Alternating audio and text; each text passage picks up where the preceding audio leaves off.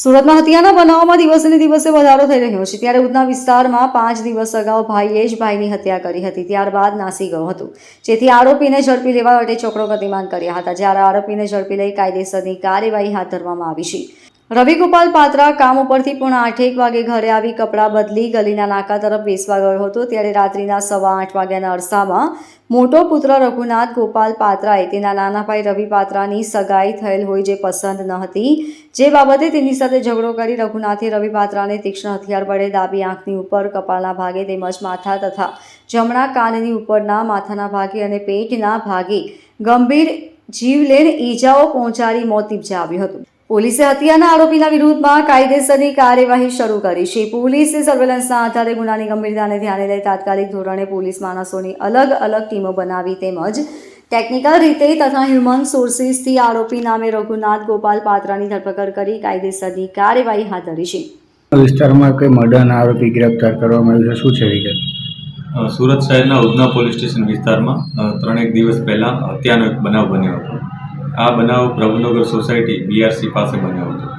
આ બનાવમાં સગા મોટા ભાઈ રઘુનાથ પાત્રાએ પોતાના નાના ભાઈ રવિ પાત્રાને તીક્ષ્ણ હથિયારના ઘા મારી અને હત્યા નિપજાવી હતી।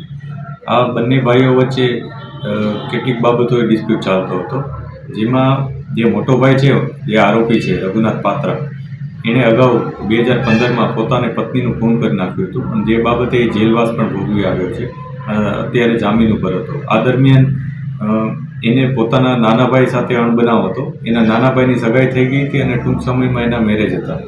પોતાના નાના ભાઈના મેરેજ થવાના છે અને પોતાના બાકી છે એ બાબતે એને સતત મન દુઃખ થતું હતું અને વારંવાર તેઓ વચ્ચે ઝઘડા થતા હતા। પરિવારમાં પણ એ ઝઘડા કરતો હતો। આ બાબતને લઈને 3 દિવસ પહેલાં બંને વચ્ચે ઝઘડો થયો અને આવેશમાં આવી અને ગુસ્સામાં આવી અને એણે પોતાના નાના ભાઈની હત્યા કરી નાખી હતી।